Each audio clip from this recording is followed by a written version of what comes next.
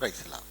இன்று நாம் தியானத்துக்காக எடுத்துக்கொள்கிற வேத பகுதி யோவான் 8:33 வசனம். யோவான் 8:33. யோவான் 8ஆம் அதிகாரம் 33ஆம் வசனம்.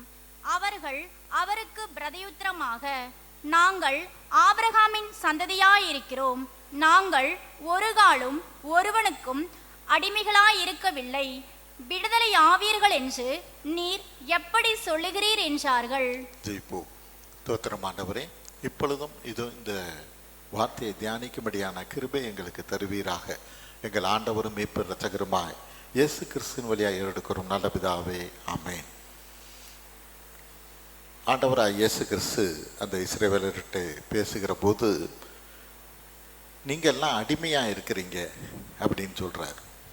அப்படி சொல்கிற போது அவங்களுக்கு கோபம் வந்துடுது. அவங்க என்ன சொல்கிறாங்க? நாங்கள் ஒரு காலம் ஒருவனுக்கும் அடிமையாக இருக்கவில்லை, விடுதலை ஆவீர்கள் என்று எப்படி சொல்லுகிறீர் என்றார்கள். இன்றைக்கி நீங்கள் விடுதலை ஆக போகிறீங்கன்னு சொல்கிற போது அவங்களுக்கு கோபம் வந்துடுச்சு. நாங்கள் யாருக்கிட்ட அடிமையாக இருக்கிறோம்? எங்கேயுமே நாங்கள் அடிமையாக இல்லையே, நாங்கள் ஃப்ரீயாக தானே இருக்கிறோம். எங்களை நீ விடுதலை ஆக்குவேன்னு நீ எப்படி சொல்லுவ என்றபடியாக ஆண்டவர்கிட்ட எதிர்த்து பேசுகிறவர்களாக இருக்கிறாங்க. அதுக்கு முந்தின வசனத்தை படிப்போம். 32.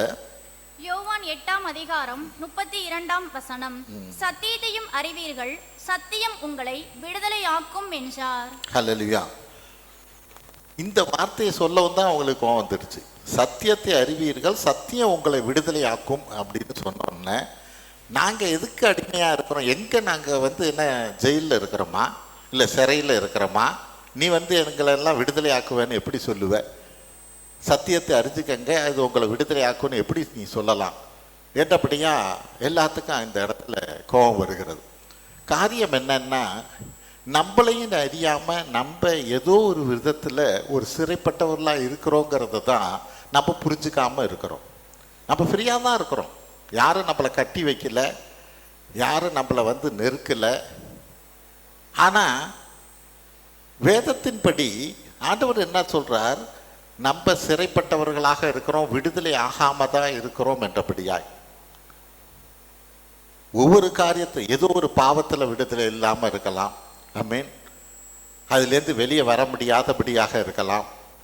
அல்லது வேற ஒரு சமுதாயத்தில் சில காரியங்களில் நம்ம விடுதலை ஆகாமல் இருக்கலாம். எனக்கு இதுதான், எங்கள் சமூகத்தில் இப்படி, எங்கள் ஜாதியில் இப்படி என்றபடியாக ஏதோ ஒரு காரியம் இருக்கலாம். அல்லது பிள்ளைகளுடைய காரியத்தில் நம்ம விடுதலை ஆகாமல் இருக்கலாம், அல்லது பிள்ளைகளே விடுதலை ஆகாமல் இருக்கலாம். ஹல்லேலூயா. அப்போ இப்படிப்பட்ட காரியம் ஏன் பிள்ளைகளே விடுதலை ஆகாமல் இருக்கலாங்கிறன்னு சொல்கிற காரியம்லாம் நம்ம செக்கினாவிலே பார்த்துருக்கோம். நல்லா தான் பையனுங்கள்லாம் வந்தாங்க. ஒரு 2 பையனுங்க பார்த்திங்கன்னா, ஒரு பையன் என்ன பிரச்சனை தெரியுங்களா? மிக்கி மவுஸ் பார்க்கறதுல அவன் அடிமை. எப்படி? அவன் அந்த ஆராதனை வேலையில் அவன் அவ்வளோ கஷ்டப்படுறான். வாயிலேருந்து நுரையெல்லாம் வருது. பிரச்சனை என்ன? நல்லா தானே இருக்கிறான், நல்லா தானே வந்தான், அவன் வீட்டிலலாம் நல்லா தான் இருக்கிறான். என்ன பிரச்சனைன்னு அதுக்கப்புறம் அவனை விசாரிக்கிற போது தான் தெரியுது, அவன் மிக்கி மவுஸ் பார்க்கறதுல அடிமையாக இருக்கிறான். தொடர்ந்து அது ஒரு விளையாட்டு தான், அது ஒன்றும் பெரிய காரியம் இல்லை. ஆனால் அதுக்கு அவன் அடிமையாக இருக்கிறாங்கிறத தெரியாமே அதுக்கு அடிமையாக இருக்கிறான். இன்னொரு பையன் பார்த்தீங்கன்னா, நல்ல பெரிய வாலிப பையன், அந்த விஸ்லிங்கிறது இருக்கு பாருங்க, சண்டை போடுறத பார்க்கறது, அதுக்கு அவன் அடிமை. அவன் பார்த்தீங்கன்னா அதே மாதிரி செக்கினாவில் அவ்வளோ கஷ்டப்பட்டான் அதுலேருந்து வெளியில் ஆகிறதுக்கு. ஏன் இப்படி அவன் கஷ்டப்படுறாங்கிறதே முதல்ல தெரியல. அதுக்கப்புறம் அவங்கள கூப்பிட்டு கேட்குற போது தான், என்ன உனக்கு, அவன் வேற எந்த பாவமும் இல்லை. ஹல்லேலூயா. அவனுங்க வேறு நம்ம நினைக்கிற மாதிரி உலக பிரகாரமான ஒரு போதைப் பொருளோ மற்ற காரியங்களோ எதுலேயுமே அவங்க அந்த மாதிரி பாவங்கள்லாம் இல்லை. ஆனால் இந்த காரியத்திற்கு அவன் அடிமையாக இருக்கிறான். ஹல்லேலூயா. ஏன் இன்னைக்கு நம்மளே அறியாமல் நம்ம செல்ஃபோன்லேயே சில காரியத்துக்கு நம்ம அடிமையாக இருக்கிறோங்கிறத புரிஞ்சுக்கணும் இன்னைக்கு. ஆமென். நான் செல்ஃபோனை பற்றி மட்டும் பேசலை. ஹல்லேலூயா. நம்மளை மீறி ஏதாவது ஒரு காரியம் நம்மளை ஆளுகை பண்ணுகிறதாக இருந்தால் நம்ம அதுக்கு அடிமைங்கிறத புரிஞ்சுக்கணும். ஆமென். இதை தான் அங்கே ஆண்டவர் சொல்கிறார். நீங்கள் விடுதலை ஆவீங்கன்னு சொல்கிற போது அவங்களுக்கெல்லாம் ஆச்சரியமா இருக்கு. நாங்க எதுக்கு அடிமையா இருக்கோம்? எங்களை யாரும் கட்டி போடலையே, நாங்க ஒன்றும் ஜெயிலில் இல்லையே, நீ எப்படி என்னை விடுதலை ஆக்குவேன்னு சொல்லுவ என்றபடியா சொல்றாங்க. ஆமென். அப்ப இந்த நாள்ல தேவன் நம்மளை எல்லாம் விடுதலை ஆக்கி இருக்கிறார். ஹல்லேலூயா. சில காரியங்கள்ல நம்ம முன்னாடி ஒரு அறியீர்களாங்கிற ஒரு மெசேஜை நம்ம முன்னாடி பார்த்துருக்கோம், என்னென்ன காரியத்தை நமக்கு தேவன் வைத்திருக்கிறார்னு. அதே மாதிரி தான் இன்னைக்கு எந்தெந்த காரியத்தில் நம்ம விடுதலை ஆக்கி இருக்கோங்கிறது நமக்கு தெரியணும். ஆமென். திருப்பி அந்த காரியத்துக்குள்ள நம்ம அடிமை ஆயிடுறவங்களா இருக்கக்கூடாது. ஒரு காரியம் நம்மளையும் அறியாம நம்ம ஒரு காரியத்துக்கு அடிமையா இருக்கிறது ஒரு காரியம். இன்னொரு காரியம் என்னன்னா, நம்மளை விடுதலை ஆயிட்டோங்கிறதே தெரியாம அடிமையா இருக்கிறது. ஹல்லேலூயா. எப்படி நம்ம சில காரியத்துக்கு நம்மளே அறியாம, அது எந்த ஒரு ஹேபிட்டாக இருக்கலாம், வேற ஒரு காரியமாக இருக்கலாம், அதுக்கு நம்ம அடிமையாக இருக்கிறது ஒரு காரியம். இன்னொரு காரியம், நம்ம விடுதலை ஆயிட்டோம், விடுதலை ஆயும் நான் அடிமையாக இருக்கிற மாதிரியே நம்ம நினச்சிக்கிட்டு இருப்போம். எப்படி தெரியுங்களா? அப்போஸ் நடபடி 12:9 பாருங்களேன். அப்போஸ் நடபடி 12:9. அப்போஸ்தலர் நடபடிகள் 12ஆம் அதிகாரம் 9ஆம் வசனம். அந்தபடியே அவன் புறப்பட்டு அவனுக்கு பின் சென்று தூதனால் செய்யப்பட்டது மெய்யென்று அறியாமல் தான் ஒரு தரிசனம் காண்கிறதாக நினைத்தான். ஆமென். யாரு? பேதுரு. பேதுருவை ஜெயிலில் போட்டாங்க. தூதன் வந்து என்ன பண்றாரு, அன்னைக்கு ராத்திரி 3 காவலை மீறி, எப்படி 3 கேட்டு தாண்டி ஆவன் 3 காவலையும் மீறி அந்த பேதுருவை வெளியே கொண்டு வந்துட்டார். வீதியில் நடந்துக்கிட்டு இருக்கிறார். ஆனால் தான் விடுதலை ஆயிட்டேன்னு அவருக்கு தெரியல. ஏதோ நம்ம தூங்கிக்கிட்டு இருந்தார். ஏன்னா அவர் தூங்கிக்கிட்டு இருந்தார். இப்போ தூங்கிக்கிட்டு இருந்ததுனால அவர் என்ன நினைக்கிறாரு, நான் தரிசனத்தை பார்த்துக்கிட்டு இருக்கிறேன்னு நினச்சேங்கிறாரு. ஹல்லேலூயா. அவர் தரிசனத்தை பார்க்கல, உண்மையிலே 3 கேட்டை தாண்டி அவர் தூதன் வெளியே கொண்டு வந்துட்டார். ஹல்லேலூயா. எதுக்கு நான் சொல்கிறேன், சில காரியங்கள்ல நம்ம விடுதலை ஆன பிறகும் கூட விடுதலை ஆயிட்டோங்கிறதே நமக்கு தெரியாம அடிமையா இருப்போம். ஆமென். ஏன்னா தேவன் நம்மளை விடுதலை ஆக்கிட்டார். நம்மளுடைய பாவங்களை எல்லாம் மன்னித்தவர், அவர் ரத்தத்தினாலே நம்ம கழுவினவர், எல்லா காரியத்திலிருந்து நமக்கு விடுதலை வாங்கி கொடுத்துட்டார். ஆமென். ஆனாலும் இன்னைக்கும் சில காரியத்திற்கு நம்ம அடிமைகளா இருக்கிறவங்களாகவே இருக்கிறோம். அதை நம்ம புரிஞ்சுக்கிறவங்களாக இருக்கணும். ஆமென். அவை இந்த நாளில் எதுலெல்லாம் நம்மளை விடுதலை ஆக்கி இருக்கிறான்னு ஒரு சில காரியங்களை பார்க்க இருக்கிறோம்.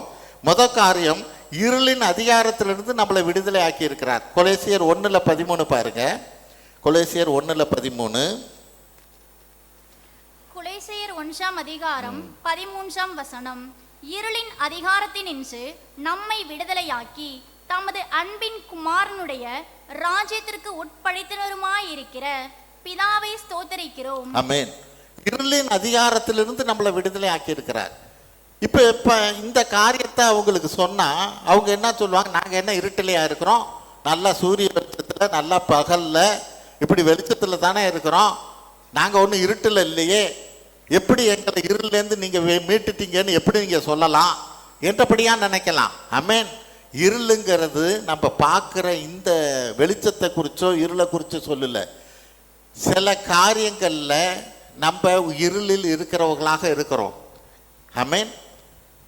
ஒரு அறிவுபூர்வமான ஒரு காரியமாக கூட இருக்கலாம். ஆமென். சில நேரங்களில் சில இடத்துல இருக்கிறவங்களுக்கு அறிவுபூர்வமான காரியத்தில் கூட அவங்க இருளில் இருக்கலாம். அந்த காரியம் என்னன்னே தெரியாமல் இருக்கலாம். ஆமென். எப்படிப்பட்டதுன்னு அறியாமல் இருக்கலாம்.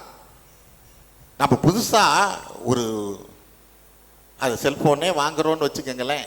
இந்த செல்ஃபோன்லேயே சில ஆப்ரேஷன் எனக்கு தெரியல அப்படின்னா அது நான் இருளில் இருக்கிறது தான்.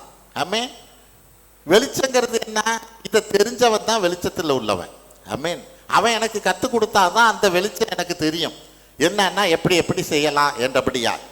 அப்போ காரியம் என்ன, இங்கே இருளில் இருக்கிறாங்கன்னா இந்த சாத்தானோட கட்டுக்குள்ள இருளுக்குள்ள இருக்கிற அவங்களையெல்லாம் ஆண்டவன் நான் விடுதலை ஆக்கிட்டேன். ஆமென். நம்மளை எல்லாம் அந்தகார கிரியையிலிருந்து எல்லாம் நம்மளை விடுதலை ஆக்கி இருக்கிறார். மத்தேயு 4:15 பாருங்க. மத்தேயு 4:15. மத்தேயு 4ஆம் அதிகாரம் 15ஆம் வசனம். இருளில் இருக்கும் ஜனங்கள் பெரிய வெளிச்சத்தை கண்டார்கள். மரண இருளின் திசையில் இருக்கிறவர்களுக்கு வெளிச்சம் உதித்தது என்று. ஆமென். மரண இருளில் திசையில் இருக்கிறவர்களுக்கு வெளிச்சம் உதித்தது. ஆமென். எப்ப ஆண்டவராக இயேசு கிறிஸ்து பிறக்கிற போது இருளில் இருக்கும் ஜனங்கள் எல்லாம் பெரிய வெளிச்சத்தை கண்டார்கள். யார? ஆண்டவராக இயேசு கிறிஸ்துவை காண்பதே ஒரு பெரிய வெளிச்சத்தை காண்பது. ஏன்னா ஒரு மரண இருளுங்கிற காரியத்திலிருந்து நம்மை மீட்கும்படிக்கு வந்தார். ஹல்லேலூயா.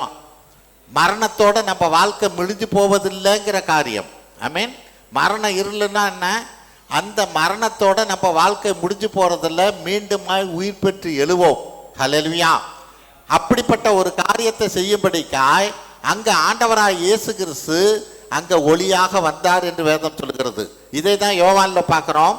1 யோவான் 9-10 வசனங்களை பார்ப்போம். யோவான் 1:9-10.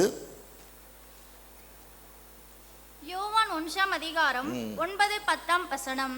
உலகத்திலே வந்து எந்த மனுஷனையும் பிரகாசிப்பிக்கிற ஒளியே அந்த மெய்யான ஒளி. ஆமென். அவர் உலகத்தில் இருந்தார், உலகம் அவர் மூலமாய் உண்டாயிற்று, உலகமோ அவரை அறியவில்லை. ஹல்லேலூயா. உலகத்தை எந்த மனுஷனையும் பிரகாசிக்கிற ஒளியே அந்த மெய்யான ஒளி. எந்த மனுஷனையும் அப்படின்னா என்ன? எப்படி ஒரு சந்திரனுக்கு வந்து ஒரு சுயமான வெளிச்சம் இல்லை. சூரியன்லேருந்து தான் சந்திரன் அந்த வெளிச்சத்தை பெற்றுக்கொண்டு இரவு நேரத்தில் நமக்கு வெளிச்சத்தை கொடுக்குது. ஹல்லேலூயா. அப்ப அந்த இருளா இருக்கிற இடத்துல அந்த சந்திரனுக்கு எப்படி ஒளி கிடைக்குதோ அதே போல அவர் நீதியின் சூரியன் என்று மல்கியாவில் சொல்லப்படுகிறது. அந்த நீதியின் சூரியன் ஆகிய அந்த ஆண்டவராய் இயேசு கிறிஸ்துவை நான் நோக்கி பார்க்கிற போது அது எந்த மனுஷனா இருந்தாலும் அவன் ஒளியை பெறுகிறவனாக இருக்கிறான், ஒரு வெளிச்சத்தை பெறுகிறவனாக இருக்கிறான், அவன் வாழ்க்கையில ஒரு வெளிச்சத்தை பெறுகிறவனாக இருக்கிறான். ஹல்லேலூயா. அதை தான் அதுங்க சொல்லுது. எந்த மனுஷனா இருந்தாலும், நோ கண்டிஷன். புரியுதுங்களா? அவன் எவ்வளோ பாவம் செஞ்சிருக்கலாம், என்ன வேணாலும் செஞ்சிருக்கலாம். ஆமென். என்னைக்கு இந்த வெளிச்சம் வருதோ, அந்த ஆண்டவராய் இயேசு கிறிஸ்துவின் வெளிச்சத்தை காண்கிறானோ அந்த வேளையிலே அவனுக்குள்ள இருக்கிற இருள் எல்லாம் தானே நீங்கி போகுவதாக இருக்கிறது. ஹல்லேலூயா. அப்ப இந்த நாள்ல அதை நான் புரிஞ்சவனாக இருக்கணும், நான் அறிஞ்சவனாக இருக்கணும். ஆமென். நான் இன்னமும் இருட்டிலே இருக்கிறதா நான் நினைச்சுக்கிட்டு இருக்கக்கூடாது, அந்த அந்தகார கிரியையிலுக்குள்ளாக இருக்கிறதாக இருக்கக்கூடாது.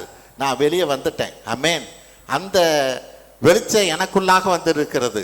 இருளின் அதிகாரத்தில், அந்த அதிகாரங்கிறது தான் முக்கியம். ஆமென். இருளுங்கிறது ஏதோ அது ஒரு அதிகாரம் இருக்கு. ஆமென். நம்மளையும் அறியாம அது நம்மளை அதிகாரம் பண்ணிக்கிட்டு இருக்கு. அந்த அதிகாரத்திலிருந்து தேவன் நம்மளை விடுதலை ஆக்கி இருக்கிறார். ஹல்லேலூயா. இவ்வளவு நாள் அவனுக்கு அந்த மிக்கி மவுஸில் இதாக இருந்தவன், விஸ்லிங்கில் எல்லாம் இருந்தவன் சொன்னேன்னு, அவனுக்கு அதுக்குள்ளே அடிமையாக இருக்கிறோங்கிறது அவனுக்கு தெரியாது. ஆமென். அவன் எப்போதும் போல் காலேஜுக்கு போகிறவன், ஸ்கூலுக்கு போகிறவன், இன்னொருத்தன் பார்த்தீங்கன்னா வேலைக்கு போகிறவன். ஆமென். ஆனால் இந்த இருளுக்குள்ளே இருக்கிறது அவங்களுக்கு தெரியாது. எப்போ ரிலீஸ் ஆச்சோ, ரிலீஸ் ஆன பிறகு தான் ஃப்ரீயானதே தெரியுது. ஹல்லேலூயா. இவ்வளோ நாளாக இப்படிப்பட்டதான பிரச்சனைக்குள்ளே நான் இருந்தேங்கிறது அப்போ தான் அவனுக்கு தெரியுது. ஹல்லேலூயா. அவன் இந்த நாளில் இருளில் இருக்கிறவர்களுக்கெல்லாம் விடுதலை ஆக்குகிறவராக இருக்கிறார். ஆமென். நம்ம விடுதலை ஆகினவர்களாக இருக்கிறோம், மீண்டுமா அதுக்கு அடிமை ஆகிறவர்களாக இருக்கக்கூடாது. ஆமென். ரெண்டாவது, எல்லா பயத்திலிருந்து விடுதலை கொடுக்கிறார். சங்கீதம் 34:4. சங்கீதம் 34:4. சங்கீதம் 34:4 வசனம். நான் கர்த்தரை தேடினேன், அவர் எனக்கு செவி கொடுத்து என்னுடைய எல்லா பயத்துக்கும் என்னை நீங்களாக்கி விட்டார். ஆமென். நான் கர்த்தரை தேடினேன், அவர் எனக்கு செவி கொடுத்து என்னுடைய எல்லா பயத்திலிருந்தும் என்னை நீங்களாக்கி விட்டார். ஹல்லேலூயா. இந்த பயங்கன்னு இருக்கு பாருங்க. எனக்கு தெரிஞ்சவர் ஒருத்தர், நான் சின்ன பிள்ளையா இருக்கிற போது, அவர் பெரிய அடியாள், ஊரில் பெரிய அடியாள். அந்த ஆளை யாருமே அடக்க முடியல. அந்த ஆளை யாருமே அடக்க முடியலன்னு அந்த ஊரில் இருந்தவன் என்ன பண்ணிட்டான், பில்லி சூனியம் வச்சுட்டானுங்க. அவனை அடிக்கலை. அந்த ஆள்கிட்ட போய் சண்டை போட முடியாது, அவன் அவ்வளோ போக்கிரியாக இருக்கிறான். பிலி சுனியம் வச்சுட்டானுங்க ஏதோ ஒரு இதில். என்னாச்சு தெரியுங்களா? அவருக்கு எதை பார்த்தாலுமே பயம் வந்துடுச்சு. ஒரு பயத்தின் ஆவியை ஏவி விட்டாங்க. ஆமென். அவரை கொண்டு வந்து ஒரு ரூமில் வச்சிருக்கிறாங்க. ரூமில் வச்சா கதவு ஜன்னல் எல்லாத்தையுமே அவரே சாத்திக்கிறார். ஜன்னலை கூட திறக்க மாட்டேங்கிறார். ஜன்னலை திறந்தா அவருக்கு பயமா இருக்குங்கிறார். ஊரையே பயப்பட வச்சவர் இன்னைக்கு எப்படி ஆயிட்டாரு பாருங்க. ஆமென். அங்க வசனம் என்ன சொல்லுது? என்ன என்னுடைய எல்லா பயத்திலிருந்தும் என்னை நீங்களாக்கி விட்டார். ஹல்லேலூயா. இதுல கொடுமை என்ன தெரியுங்களா? நான் கர்த்தரை தேடினேங்கிறது தான் காரியம். ஆமென். அப்படின்னா என்ன? நீ ஒரு பயத்துக்குள்ள வந்த பிறகு கர்த்தரை தேடணுங்கிற எண்ணமே உனக்கு வராதுன்னா உன்னை யார் காப்பாற்ற முடியும்? புரிஞ்சுக்கணும். ஹல்லேலூயா. மற்றவங்கெல்லாம் ஜெபிக்கலாம், மற்றவங்க ஜெபிச்சு அவங்கள காப்பாத்துறதுங்கிறது ஒரு காரியம் இருக்கு. ஆனாலும் மற்றவங்க எந்த அளவுக்கு முயற்சி பண்ணுவாங்க அல்லது அந்த காரியம் நடக்குங்கிறது நம்மளால சொல்ல முடியாது. ஆனா நீ கர்த்தரை தேடுகிற எண்ணம் வந்தாதான் உன்னை விடுதலை ஆக்கவே முடியும். ஹல்லேலூயா. அந்த எண்ணம் வர்றதுக்கு தான் மற்றவங்க ஜெபிக்கணும். ஆமென். ஆனா அந்த எண்ணம் வர்றதே உனக்கு வரல அப்படின்னா நீ விடுதலையே ஆக முடியாது. ஆமென். நீ அந்த பயத்துக்குள்ளே தான் இருக்கணும். அது ஒரு வியாதியை கூட நீங்க வலியை கூட தாங்கிக்கலாம். ஆனா பயங்கிறது எப்படிப்பட்டது தெரியுங்களா? அது வந்தவங்களுக்கு தான் தெரியும். ஆமென். நான் ஒரு முறை அப்படி தான் பயந்துட்டேன். ஹல்லேலூயா. முன்னாடி சொல்லியிருக்கேன் நான் தெரியல. காலேஜில் வாலிப நாட்களில் என் வீட்டில் மேலே ரூமில் தனியாக தான் படுப்பேன். அங்கே படிக்கிறதுக்கு எல்லாத்துக்கும் அங்கே எனக்கு தனியாக இருக்கணும். ஒரு நாள் திடீர்னு பயந்துட்டேன். பயந்த பிறகு பார்த்திங்கன்னா எனக்கு மேலே போய் தனியாக படுக்கிறதுக்கு எனக்கு பயம். அதனால் கீழே வந்து வீட்டில் எல்லாத்தோடையும் சேர்ந்து படுத்துக்குவேன். இப்படி கொஞ்ச நாள் ஆச்சு. எனக்கு என்னடா வெளியில் சொல்கிறதுக்கும் வெக்கம். ஏன்னா பெரிய பையனாக இருக்கிறேன், எனக்கு பயமாக இருக்குது. மேலே போய் படுக்கன்னாக்க இவ்வளோ நாள் படுத்துக்கிட்டு தானே இருந்தேன். அப்போ எனக்கு போய் சொல்கிறதுக்கும் மற்றவங்கள்ட்ட பயம். அதனால் வீட்டில் யாருக்கிட்டையுமே சொல்லலை. ஆனால் கொஞ்ச நாள் வீட்டில் கீழே வந்து படுத்துக்கிட்டேன். அப்புறம் கொஞ்ச நாள் கழிச்சு தான் பார்த்தீங்கன்னா அந்த பயம் திடீர்னு எனக்கு எப்படியோ விலகிடுச்சு. நான் அப்புறம் திரும்ப போய் மேலே படுக்க ஆரம்பித்தேன். அதுக்கப்புறமேலு நான் ரட்சிக்கப்பட்ட பிறகு தான் ஒரு நாள் ஜெபிக்கிற போது ஆண்டவர் சொல்கிறார், நீ ஜெபிக்காத போதும், நீ என்னை நோக்கி கேட்காத போதும் நான் அன்னைக்கு அந்த மரண பயத்திலிருந்து உன்னை விடுதலை ஆக்கினேன். ஏன்னா நீ என்னோடைய காரியத்தை செய்யும்படியாங்கிறார். ஹல்லேலூயா. எவ்வளோ நாளைக்கு அப்புறம் பல வருஷங்களுக்கு அப்புறம் ஜெபிக்கிற போது ஆண்டவர் சொல்றார், ஹல்லேலூயா, உன்னை குறித்து ஒரு நோக்கம் வச்சிருந்தேன், நீ கேட்கல, அன்னைக்கு நீ அதுக்காக ஜெபிக்கல, ஆனா நான் உன்னை விடுதலை ஆக்கினேங்கிறார். ஹல்லேலூயா. தேவன் மட்டும்தான் நம்மளை அந்த பயத்திலிருந்து விடுதலை ஆக்க முடியும். ஆமென். வேற யாருமே விடுதலை ஆக்க முடியாது. சங்கீதம் 91 5 6 படிங்க. சங்கீதம் 91 5 6 வசனம். இரவில் உண்டாகும் பயங்கரத்துக்கும் பகலில் பிறக்கும் அம்புக்கும் இருளில் நடமாடும் கொள்ளை நோய்க்கும் மத்தியானத்தில் பாழாக்கும் சங்காரத்துக்கும் பயப்படாதிருப்பாய். ஆமென். எந்த காரியத்திற்கும் தேவன் தான் உனக்கு தைரியத்தை கொண்டு வர முடியும். ஹல்லேலூயா. இரவில் உண்டாகும் பயங்கரமா இருக்கும், பகலில் பறக்கும் அம்பா இருக்கட்டும். ஆமென். இருளில் நடமாட கொள்ளை நோய், எந்த காரியத்திற்கும் விடுதலைங்கிறது, பயத்திலிருந்து விடுதலை ஆண்டவராக இயேசு கிறிஸ்து மட்டும்தான் தர முடியும். ஆமென். 2 தீமோத்தேயு 1:7 என்ன சொல்லுது? தேவன் நமக்கு பயமுள்ள ஆவியை கொடாமல் பலமும் அன்பும் தெளிந்த புத்தியும் உள்ள ஆவியை கொடுத்திருக்கிறார். தேவன் நமக்கு பயமுள்ள ஆவியை கொடுக்கல. ஹல்லேலூயா. பயமுள்ள ஆவியை கொடுக்கல, நம்ம தைரியத்தின் ஆவியை கொடுத்திருக்கிறார், ஒரு தெளிந்த புத்தியின் ஆவியை கொடுத்திருக்கிறார். ஹல்லேலூயா. சங்கீதம் 23:4 படிங்க. சங்கீதம் 23:4. சங்கீதம் 23:4 வசனம். ஆமென். நான் மரண இருளின் பள்ளத்தாக்கிலே நடந்தாலும் பொல்லாப்புக்கு பயப்படேன், தேவரீர் என்னோடு கூட இருக்கிறீர். ஆமென். நான் மரண இருளின் பள்ளத்தாக்கில் நடந்தாலும் பொல்லாப்புக்கு பயப்படேன். ஹல்லேலூயா. மரணமே வர்றதா இருந்தாலும் தானே நான் அந்த பொல்லாப்புக்கு பயப்படேன்கிறார் தாவீது. ஆமென். இதுதான் அவர் டிஜிஎஸ் தினகரன் சொல்லுவார். அவருக்கு ஹார்ட் ப்ராப்ளம், எந்த நேரமும் அடிக்கடி பிரச்சனை வந்துக்கிட்டே இருக்கும். அப்போ அவர் ஒரு வார்த்தை சொல்லுவார், எனக்கு எப்படின்னா நித்திய கண்டம் பூர்ண ஆயுசும்பர். எப்படி இருக்கிறீங்க பிரதர்னு சிலர் கேட்குற போது அவர் சொல்கிற காரியம் என்ன, நித்திய கண்டம் ஆனால் பூர்ண ஆயுசு. அப்பப்போ எனக்கு கண்டம் மாதிரி தான், எப்போ போகும்னு தெரியாது, ஆனால் தேவன் எனக்கு பூர்ண ஆயுசு கொடுத்துருக்கிறார். ஹல்லேலூயா. மரண பயத்திலிருந்து அங்கே அதுதான் சொல்ற, மரண இருளின் பள்ளத்தாக்கில் நடந்தாலும் நான் பொல்லாப்புக்கு நான் பயப்படேன். ஹல்லேலூயா. இந்த தைரியத்தை ஆண்டவர் மட்டும்தான் தர முடியும். ஆமென். அதிலிருந்து அவர் விடுதலை கொடுக்கிறவராக இருக்கிறார். ஹல்லேலூயா. மூன்றாவது காரியம், எல்லா உபத்திரவத்திலிருந்து நமக்கு விடுதலை கொடுக்கிறவர். அப்போஸ்தலர் நடபடி 7:10 படிப்போம். அப்போஸ்தலர் நடபடி 7:10. அப்போஸ்தலர் நடபடிகள் 7ஆம் அதிகாரம் 10ஆம் வசனம். ஆமென். தேவனோ அவனுடனே கூட இருந்து எல்லா உபத்திரவங்களினின்றும் அவனை விடுவித்து எகிப்தின் ராஜாவாகிய பார்வோன் சமூகத்திலே அவனுக்கு கிருபையும் ஞானத்தையும் அருளினார். ஹல்லேலூயா. யாரு? யோசேப்பு. தேவனோ அவனோடு கூட இருந்து எல்லா உபத்திரவத்திலிருந்து விடுதலை ஆக்குகிறவர். ஆமென். விடுதலை, இருளின் அதிகாரத்திலிருந்து விடுதலை கொடுத்தவர். ஆமென். எல்லா பயத்திலிருந்து விடுதலை கொடுக்கிறவர். உபத்திரவத்திலிருந்து அவர் தான் விடுதலை கொடுப்பார். எவ்வளவு நெருக்கமான கஷ்டமான காரியங்கள் இருந்தாலும் அந்த உபத்திரத்திலிருந்து விடுதலை கொடுக்கிறவர் அவர் தான். ஆமென். யோசேப்பு எவ்வளவோ அவங்க சகோதரன்லாம் சேர்ந்து அவனை கொன்னுடணும்னு சொல்லி பாலும் கேணியில தூக்கி போட்ட போது கூட, ஆமென், அங்க அதுல இருக்கிற ஒரு சகோதரன் சொல்றான், நீ கொல்ல வேண்டாம். எல்லாம் சேர்ந்து பிளான் பண்றானுங்க, யோசேப்பை நம்ம கொன்னுடுவோன்னு. அங்க ஒருத்தன் சொல்றான், இல்லை அவனை கொல்லாதீங்க, வேற ஏதாவது வேணா கொடுங்க பண்ணுங்க அப்படிங்கிற போது அவன் கேணியில தூக்கி போடுறாங்க. ஆமென். ஆனாலும் கர்த்தர் அந்த இடத்துல அவனை தூக்கி எடுக்க வைக்கிறார். மீதியானது அந்த பக்கம் வியாபாரிங்க போறாங்க, அவங்களுக்கு வித்துடலாமே அப்படிங்கிற, ஏதோ காசு கிடைக்கும்ல, அந்தபடியா அவங்க நினைச்சு அவனை வித்துடுறாங்க. காரியம் என்ன, பின்னாடி அவன் பெரிய ராஜாவாக ஆகிறான். ஹல்லேலூயா.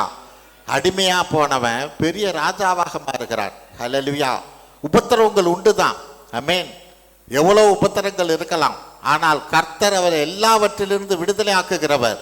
அந்த உபத்திரவத்தை நன்கு அறிஞ்சவர். இதை தான் நாம் புரிஞ்சுக்கணும். ஒவ்வொருத்தருடைய தனிப்பட்ட உபத்திரவத்தையும், எந்த அளவுக்கு உபத்திரவம் கஷ்டங்கள் என்பதை அவர் அறிந்தவர். எங்க சங்கீதம் 22:24 பாருங்களேன்.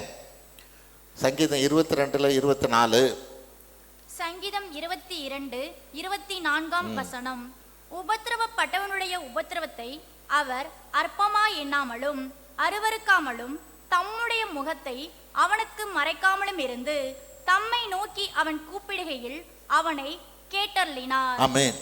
வசனம் என்ன சொல்லுது பாருங்க, உபத்திரவப்பட்டவனுடைய உபத்திரவத்தை அவர் அற்பமாய் எண்ணாமல். ஹல்லேலூயா.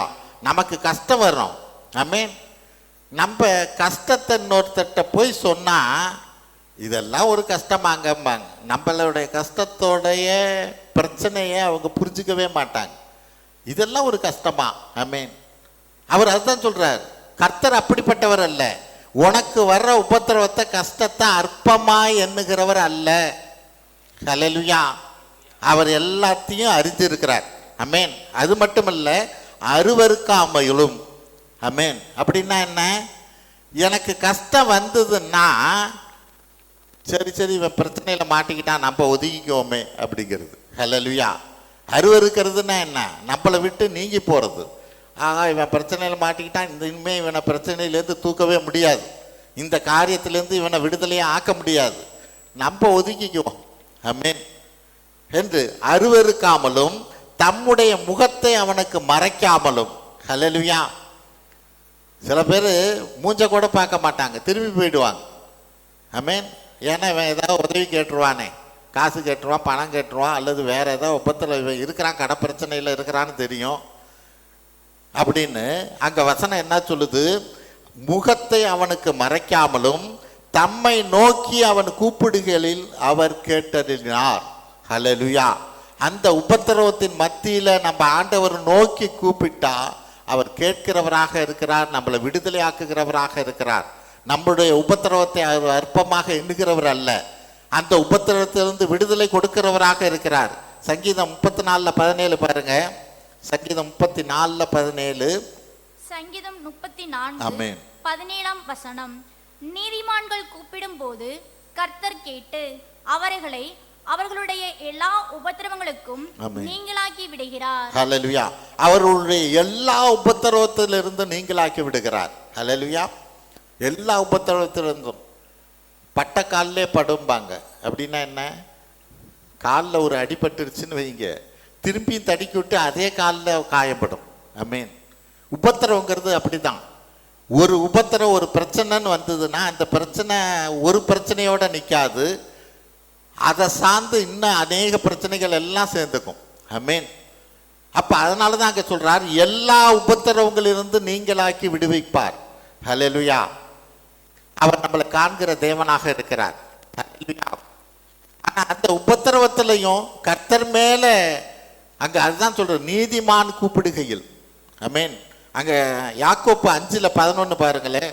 யாக்கோப்பு 5:11. யாக்கோபு 5:11 வசனம்.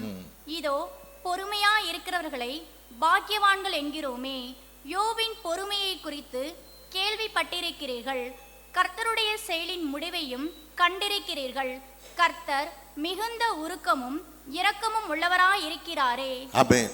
யோபின் பொறுமையை குறித்து கேள்விப்பட்டிருக்கிறீங்க, கர்த்தருடைய செயலின் முடிவையும் உங்களுக்கு தெரிஞ்சிருக்குங்கிறார். அப்படின்னா என்ன? யோபுக்கு வந்த உபத்திரவு கொஞ்சம் நெஞ்சம் இல்லை. ஹல்லேலூயா. அவன் பிள்ளைங்கள் எல்லாம் இறந்து போச்சு, ஆடு மாடெல்லாம் போயிடுச்சு, சொத்து பத்தெல்லாம் போயிடுச்சு, உடம்பெல்லாம் வியாதி, மனைவியை வெளியில துரத்தி விட்டா, முச்சந்தில உட்காந்துக்கிட்டு இருக்கிறான். ஹல்லேலூயா.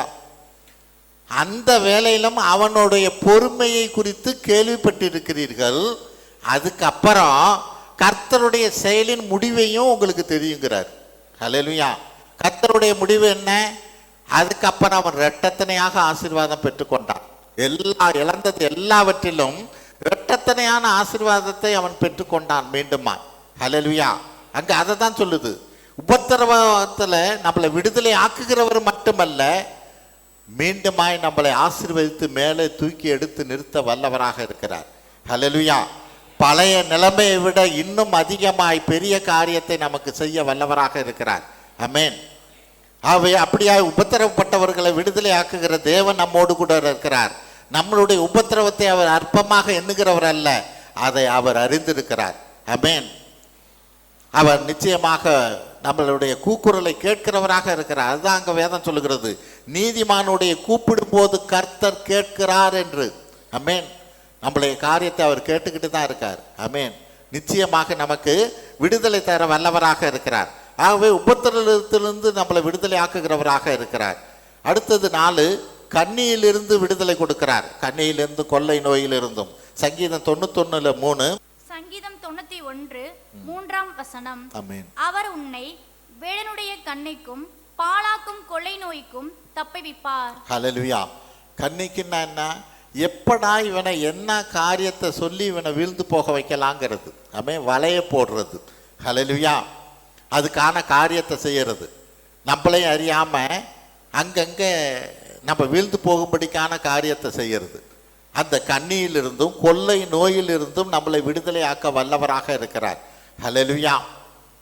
அங்கே லூக்கா 13:11-12 படிப்போம். லூக்கா 13:11-12.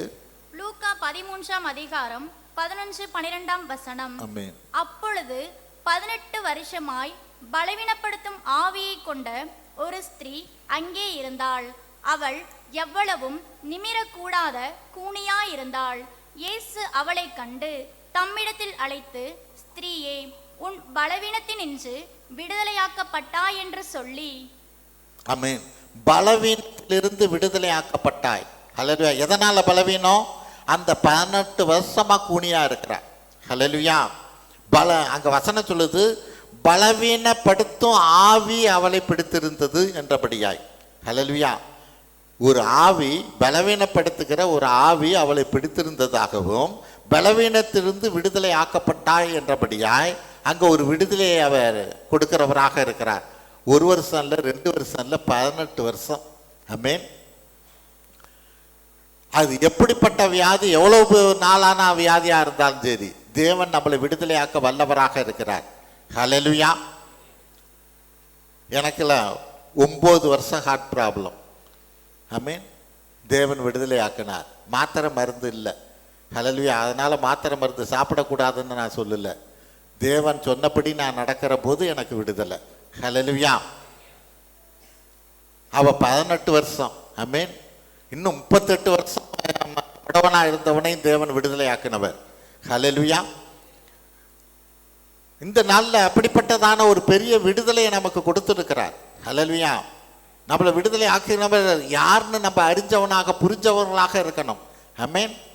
அங்கே அவன் சொல்கிறான், உன்னை விடுதலை ஆக்கினது யாரு அப்படின்னா, யாருன்னு எனக்கு தெரில, எழுந்து படுக்கை எடுத்து நடன்னு சொன்னார், நான் நடந்துட்டேன் அப்படிங்கிறான். ஹல்லேலூயா. அதுக்கப்புறமா ஆலயத்தில் பார்க்குற போது தான் அவர் சொல்கிறார், இனிமே பாவம் செய்யாதிரு. அப்போ தான் அவனுக்கு தெரியும், ஓஹோ இவர் தான் விடுதலை ஆக்கினாரோ அப்படின்னு. அப்போ தான் அவனுக்கே புரியுது. ஆமென். ஹல்லேலூயா. நம்மளை எல்லா கண்ணியிலிருந்து விடுதலை ஆக்க வல்லவராக இருக்கிறார். ஆமென். சங்கீதம் 124 6 7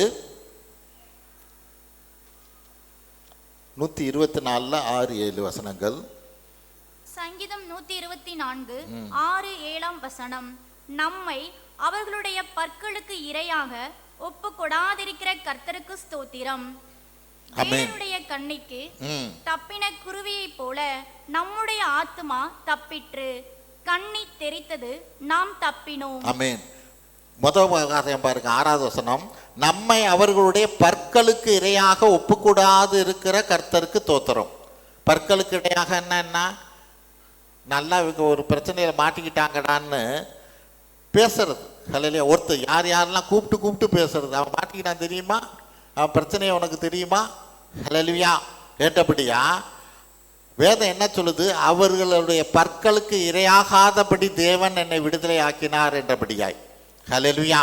அடுத்த காரியம் என்ன? வேடருடைய கண்ணிக்கு தப்பின குருவியை போல நம்முடைய ஆத்துமா தப்பிற்று. கண்ணி தெரித்தது, நாம் தப்பினோம். ஆமென். கண்ணி தெரிச்சு போவோம். அவங்க போடுற வலை எல்லா காரியங்களும் என்னென்ன காரியங்களால் நம்மளை அமுக்க முடியும்னு யோசிக்கிறாங்களோ எல்லாம் தெரிச்சு போயிடும். ஆமென். நம்மளை விடுதலை ஆக்க வல்லவராக இருக்கிறார். ஹல்லேலூயா. நம்மளை விடுதலை ஆக்கினவராக இருக்கிறார். ஆமென். சங்கீதம் 141 9 அந்த சங்கீதத்தில் ஒரு ஜெபம் மாதிரி அந்த வார்த்தை இருக்கும். பார்ப்போம். 141 9. சங்கீதம் 141 9 வசனம். அவர்கள் எனக்கு வைத்த கண்ணியின் சிக்குகளுக்கும் அக்கிரமக்காரரின் சுருக்குகளுக்கும் என்னை விலக்கி ரட்சியும். ஆமென்.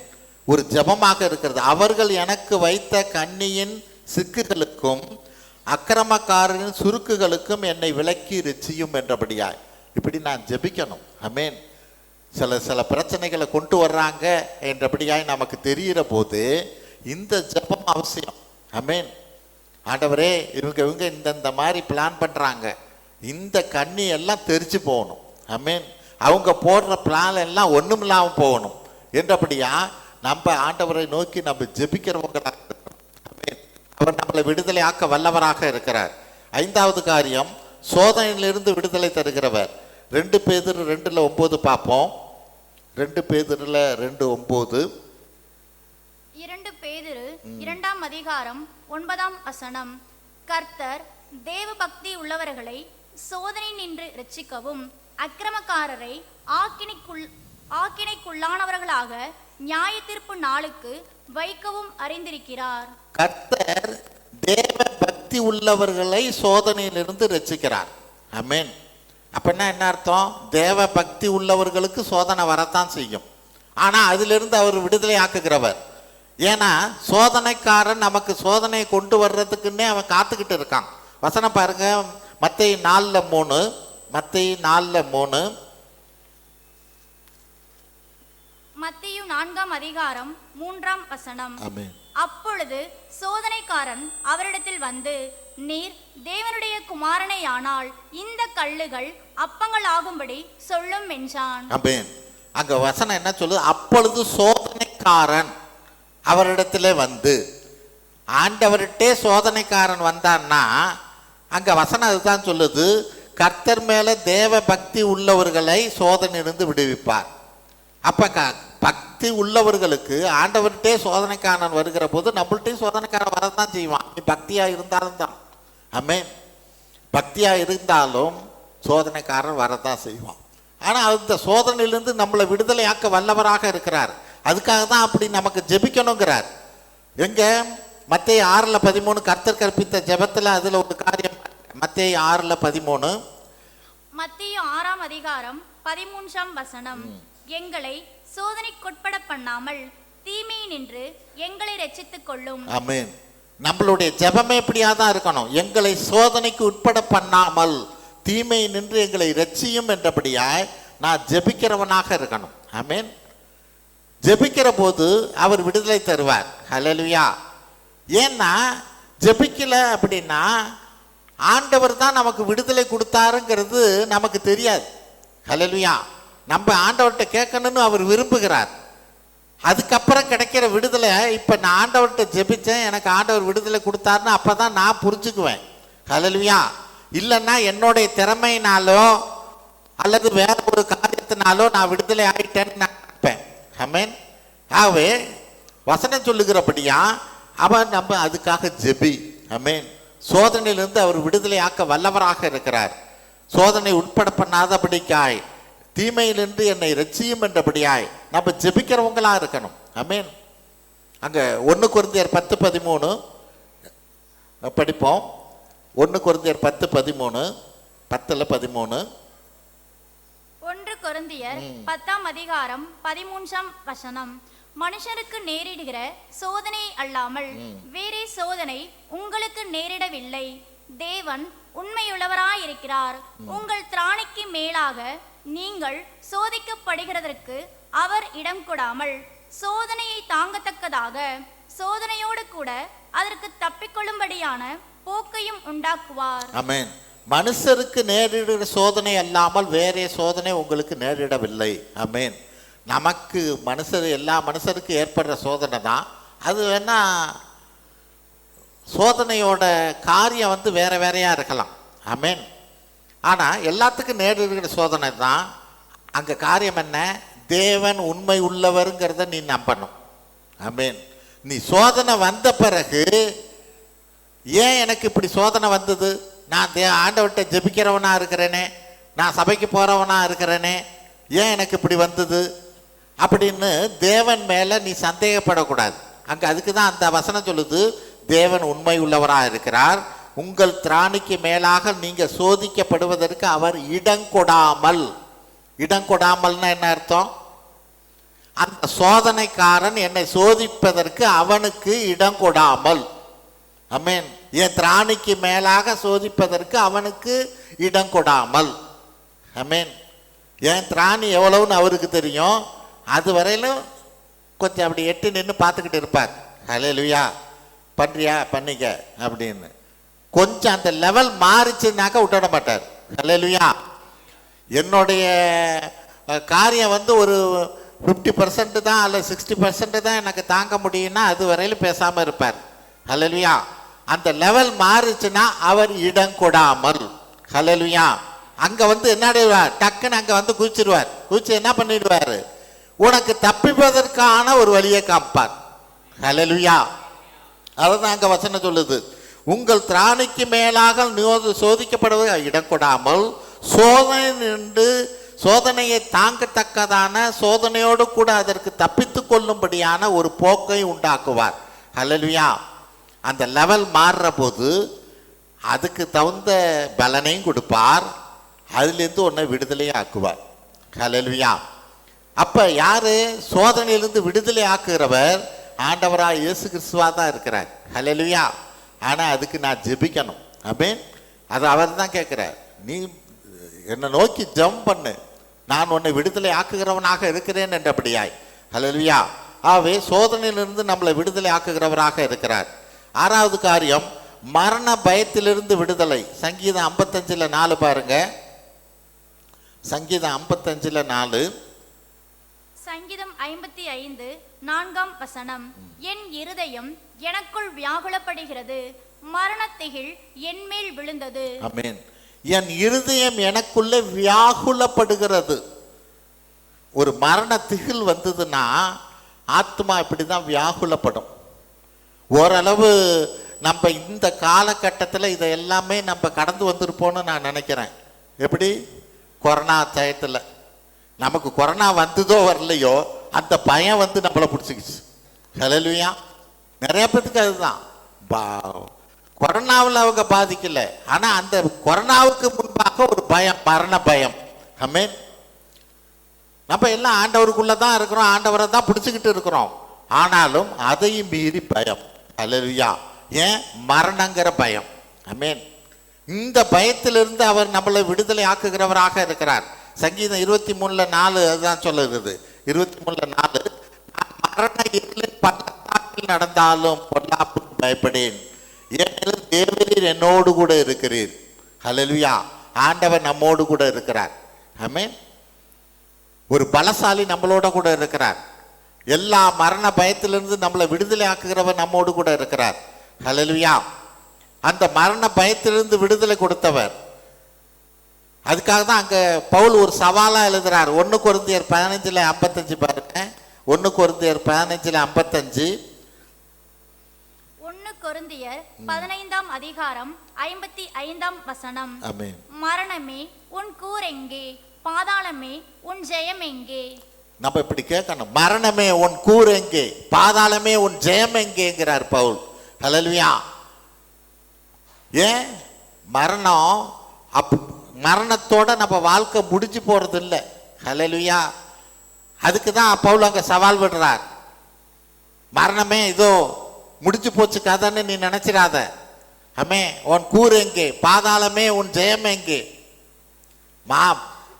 மரணத்தோட கூர் வந்து பாவம். ஆமென். பாவம் செய்யாத ஆத்மா சாகும். ஹல்லேலூயா. அது எந்திரிக்காது. ஆமென். அது நரகத்துக்கு தான் போகும். ஹல்லேலூயா. ஆனால் அந்த பாதாளத்திலிருந்து, பாவத்திலிருந்து நம்மளை விடுதலை ஆக்கி நமக்கு ஜெயம் கொடுக்கிற தேவனாக நம்மோடு இருக்கிறார். நமக்கு ஜீவனை கொடுத்திருக்கிறார். நம்ம மரித்தாலும் உயிர்ப்போம். அதை தான் இன்னொரு வசனம் சொல்லுது. 1 தெசலோனிக்கேயர் 4:13-14 பாருங்க. 1 தெசலோனிக்கேயர் 4:13-14. 1 தெசலோனிக்கேயர் 4:13-14. அன்றியும் சகோதரரே, நித்திரை அடைந்தவர்களின் நிமித்தம் நீங்கள் நம்பிக்கை அற்றவர்களான மற்றவர்களைப் போல துக்கித்து அறிவில்லாதிருக்க எனக்கு மனதில்லை. இயேசுவானவர் மரித்த பின்பு எழுந்திருந்தார் என்று விசுவாசிக்கிறோமே, அப்படியே இயேசுவுக்குள் நித்திரை அடைந்தவர்களையும் தேவன் அவரோட கூட கொண்டு வருவார். ஆமென். அன்றியும் சகோதரர், நித்திரை அடைந்தவர்களின் நிமித்தம் நீங்கள் நம்பிக்கை அற்றவர்களாக மற்றவர்களைப் போல துக்கித்து அறிவில்லாமல் இருக்காதீர்கள்ங்குது. ஹல்லேலூயா. இங்க மரணம்னு சொல்லல, அந்த வார்த்தை என்ன சொல்லுது? நித்திரை என்றபடியாய் சொல்லுது.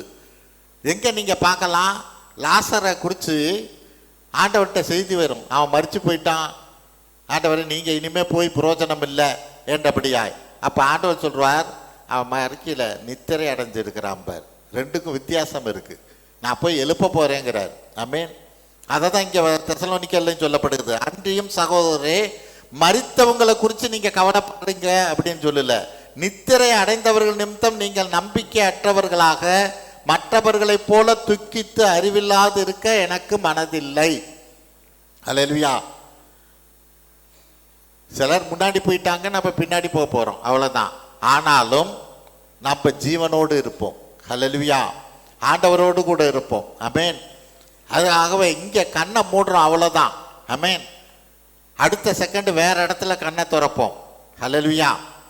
தேவன் அப்படிப்பட்ட ஒரு பெரிய காரியத்தை நமக்கு வைத்திருக்கிறார். ஆமென். இயேசுவானவர் மரித்த பின்பு எழுந்திருந்தார் என்று விசுவாசிக்கிறோமே, அப்படியே இயேசுக்குள் நித்திரை அடைந்தவர்களையும் தேவன் அவரோட கூட கொண்டு வருவார். ஆண்டவராக இயேசு கிறிஸ்து 3ஆவது நாள் உயிர்த்தெழுந்தாருங்கிறத விசுவாசிக்கிறோமே, நம்புறோமே, அவரோட கூட நம்மளையும் கொண்டு வருவாருங்கிறார். ஹல்லேலூயா. நாமும் எழுந்திருப்போம். ஆகவே மரணத்தை குறித்து பயம் வேண்டாம். மரணத்திலிருந்து நம்மளை விடுதலை ஆக்கி இருக்கிறார். ஹல்லேலூயா. கடைசி 7வது காரியம், இனி வரும் கோபாக்கினியிலிருந்து விடுதலை. 1 தெசலோனிக்கேயர் 1:10 பாருங்க. 1 தெசலோனிக்கேயர் 1:10. 1 தெசலோனிக்கேயர் 1ஆம் அதிகாரம் 10ஆம் வசனம். அவர் மரித்தோரிலிருந்தெழுப்பினவரும் இனிவரும் கோபாக்கினை நின்று நம்மை நீங்களாக்கி இரட்சிக்கிறவருமாயிருக்கிற அவருடைய குமாரனாகிய இயேசு பரலோகத்திலிருந்து வருவதை நீங்கள் எதிர்பார்த்து கொண்டிருக்கிறதையும் அறிவீர்களே. ஆமென். இனிவரும் கோபாக்கினை என்று நம்மை நீங்களாக்கி இரட்சிக்கிறவருமாயிருக்கிற அவருடைய குமாரனாகிய இயேசு கிறிஸ்து பரலோகத்திலிருந்து வருகிறதை நீங்கள் எதிர்பார்த்து கொண்டிருக்கிறதையும் அறிகிறீர்கள் என அறிவிக்கிறார்களே. ஆமென். அப்படின்னா என்ன? இது ரொம்ப ரொம்ப முக்கியமான வசனம். ஏன்னா இதை சரியாக புரிஞ்சுக்கிட்டோம்னா அங்கே வசனம் என்ன சொல்லுது? இனி வரும் கோபாக்கினை அப்படின்னா என்ன? வரப்போல உபத்திரவ காலம். அந்த வரப்போகிற உபத்திரவ காலத்துக்கு பரலோகத்திலிருந்து இயேசு கிறிஸ்து வந்து ரகசிய வருகையில் நம்மளை எடுத்துக்கொள்வாருங்கிற வசனம். ஏன்னா பலர் இந்த நாளில் ரகசிய வருகை இல்லைன்னு பேசிக்கிட்டு இருக்கிறாங்க, உறுதியாக பேசிக்கிட்டு இருக்கிறாங்க. ஹல்லேலூயா. இதை குறித்து இன்னும் நான் அதிகம் பேச முடியும். ஆமென். ஆனால் இந்த ஒரு வசனம் போதுமானது. வரப்போகிற கோபத்துக்கு உபத்திரவ காலத்துக்கு நம்மளை தப்பித்து கொள்ளும்படிக்காய் பரலோகத்திலிருந்து ஆண்டவரை இயேசு கிறிஸ்து வந்து நம்மளை எல்லாம் விடுதலை ஆக்குகிறவராக இருக்கிறார், நம்மளை எல்லாம் அழைத்து செல்கிறவராக இருக்கிறார். ஹல்லேலூயா. இதுதான் ரகசிய வருகை என்றபடியாய் சொல்லப்படுகிறது. ஆமென். இது நிச்சயம் நடக்கும். ஏன்னா திரும்ப திரும்ப தான் சொல்கிறேன், பலர் இந்த காரியம் கிடையாது என்றபடியா பெரிய பெரிய ஊழியக்காரங்களே பேசிக்கிட்டு இருக்கிறாங்க. ஆமென். ஆனால் வசனம் பவுல் திரும்ப ஒரு நொடி பொழுதிலே ஆமென் நாம் எல்லாம் மறுரூபமாக்கப்படுவோம் என்று வேதம் சொல்லுகிறது. முதலாவது மரித்தோர் முதலாவது எழுந்திருப்பார்கள், பின்பு நாமும் தானே அவரோடு கூட போவோம் என்று வேதம் சொல்லுகிறது. ஆமென். இது நிச்சயம் நடக்கும். ஹல்லேலூயா. ஆகவே இனி வரும் கோபாக்கினையிலிருந்து நம்மளை காக்க வல்லவராக இருக்கிறார். இதுக்கு தான் மத்தேயு 3:7 படிங்களேன். மத்தேயு 3:7. மத்தேயு 3ஆம் அதிகாரம் 7ஆம் வசனம். பரிசேயரிலும் சதுசேயரிலும் அநேகர் தன்னிடத்தில் ஞானஸ்தானம் பெறும்படி வருகிறதை அவன் கண்டு, விரியன் பாம்பு குட்டிகளே, வரும் கோபத்துக்கு தப்பித்துக் கொள்ள உங்களுக்கு வகை காட்டினவன் யார்? ஆமென். யாரு? பரிசேயர் சதுசேயர். ஒருத்தன் சட்டத்தையே கடைப்பிடிக்கிறவன், இன்னொருத்தன் பாரம்பரியத்தையே கடைப்பிடிக்கிற குரூப்பு. இந்த ரெண்டு குரூப்பும் யோவான் சானகன்ட்ட வந்து நிற்கிறாங்க. அப்போ அந்த யோவான் சானகன் கேட்குற கேள்வி இதுதான், நீ ஞானஸ்தானம் எடுத்துக்கிட்டீங்கன்னா வரும் கோபத்துக்கு தப்பித்து கொள்ளலான்னு உனக்கு யார் சொல்லுது? நீ பாரம்பரியத்தை கடைப்பிடிக்கிறவன், நீ சட்டத்தை கடைப்பிடிக்கிற ஆள், இதுதான் எங்களோடதுன்னு சொல்கிற ஆள், மோசே தான் எனக்கு பெரிய ஆளுன்னு ஒரு ஆள், அபிரகாம் தான் எனக்கு பெரிய ஆளுன்னு சொல்கிற ஆள். அப்போ நீங்கள்லாம் வந்து வரப்போகிற கோபத்துக்கு இந்த ஞானஸ்தானம் எடுத்துக்கிட்டால் தப்பிச்சுக்கலான்னு உங்களுக்கு யார் சொன்னது? இங்கே வந்து நிற்கிறீங்களேன்னு யோவான் கேட்குறார். ஹல்லேலூயா. அப்படின்னா என்ன? வரப்போகிற கோபத்துக்கு உபத்திரவத்துக்கு கர்த்தர் நம்மளை தப்பிக்க வல்லவராக இருக்கிறார். இன்னும் ஒரு வசனம் ரொம்ப ஆணித்தரமாக சொல்லப்படும். 1 தெசலோனிக்கேயர் 5:9 பாருங்க. 1 தெசலோனிக்கேயர் 5:9. 1 தெசலோனிக்கேயர் 5ஆம் அதிகாரம் 9ஆம் வசனம். தேவன் நம்மை கோபாக்கினைக்கென்று நியமிக்காமல் நம்முடைய கர்த்தராகிய இயேசு கிறிஸ்து மூலமாய் இரட்சிப்படைவதற்கென்று நியமித்தார். நம்மளை அவர் செலக்ட் பண்ணது வரப்போற கோபத்தில் நம்ம மாட்டிக்கிறதுக்காக இல்லைங்கிறார். ஹல்லேலூயா. தேவன் நம்மை கோபாக்கினைக்கென்று நியமிக்கல. ஆமென். அவருடைய கோபத்துக்கு. ஹல்லேலூயா. அப்படின்னா என்ன? நான் இப்போ விறகு சேர்த்து வச்சிருக்கிறேன். ஏன் விறகு சேர்த்து வச்சிருக்கிறது எதுக்குன்னா அடுப்பில் போட்டு எரிக்கிறதுக்காக. ஹல்லேலூயா. ஆனால் அவர் என்ன சொல்றாரு? நான் உங்களை சேர்த்து வச்சிருக்கிறது அடுப்பில் போட்டு எரிக்கிறதுக்கு இல்லைங்கிறார். ஹல்லேலூயா. அதுதான் அவர் சொல்றார், தேவன் நம்மை கோபானிக்கு என்று நியமிக்கல. ஆமென். நம்முடைய கர்த்தராய் இயேசு கிறிஸ்து மூலமாய் ரட்சிக்கப்படுவதற்கென்றே நியமிச்சிருக்கிறார். அந்த வரப்போற கோபத்திலிருந்து நம்மளை விடுதலையாக்கும்படிக்காகவே அவர் நம்ம நியமித்து வச்சிருக்கிறார். ஹல்லேலூயா. ஆகவே இந்த நாளில் வரப்போற கோபத்திலிருந்து நமக்கு விடுதலை கொடுத்திருக்கிறார். ஹல்லேலூயா.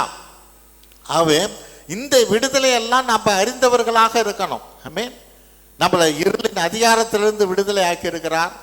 எல்லா பயத்திலிருந்து நம்மளை விடுதலை ஆக்கி இருக்கிறார். எல்லா உபத்திரவத்திலிருந்து விடுதலை ஆக்குகிறவராக இருக்கிறார். கண்ணியிலிருந்து, கொள்ளை நோயிலிருந்து விடுதலை ஆக்குகிறார். சோதனையிலிருந்து விடுதலை ஆக்குகிறார். மரண பயத்திலிருந்து விடுதலை ஆக்குகிறார். கடைசியாக வரப்போற உபத்திரவ காலத்தில் தேவனுடைய கோபத்திலிருந்து நம்மளை விடுதலை ஆக்க இருக்கிறார். ஹல்லேலூயா. ஆகவே இந்த நாளிலே நம்மளை விடுதலை ஆக்கின அந்த கர்த்தாதி கர்த்தரை, அந்த ஆண்டவராக இயேசு கிறிஸ்துவை எந்த நாளும் தானே அவரை உயர்த்துகிறவராக, தோத்தரிக்கிறவராக, துதிக்கிறவராக, தேவனே இப்படிப்பட்ட ஒரு பெரிய காரியத்திலிருந்து எவ்வளோ விடுதலையை நீ எங்களுக்கு கொடுத்திருக்கிறீர். அதை தான் அங்கே அவர் சொல்லுகிற போது அந்த சுற்றி நின்னவங்களுக்கு அது புரியல. ஆமென். நாங்கள் ஒரு காலம் ஒருவனுக்கு அடிமையாக இருக்கவில்லை, விடுதலை ஆவீர்கள் என்று நீர் எப்படி சொல்லலாங்கிறாங்க. ஆமென். இந்த காரியத்திலிருந்தெல்லாம் தானே நம்மளை விடுதலை ஆக்கி இருக்கிறார். ஹல்லேலூயா. நம்மளை விடுதலை ஆக்க வல்லவராக இருக்கிறார். இன்னுமாய் யார் யாரெல்லாம் இப்படிப்பட்ட காரியத்தில், அவங்களுக்கு பார்த்தா நாங்கள் ஒன்றும் ஜெயிலில் இல்லையே, நாங்கள் ஒன்றும் சிறையில் இல்லையே, நாங்கள் எந்த பிரச்சனையும் இல்லையேம்பாங்க. ஆமென். விடுதலை ஆனால் தான் தெரியும் விடுதலை ஆயிருக்கோங்கிறதே புரிந்து கொள்ள முடியும்.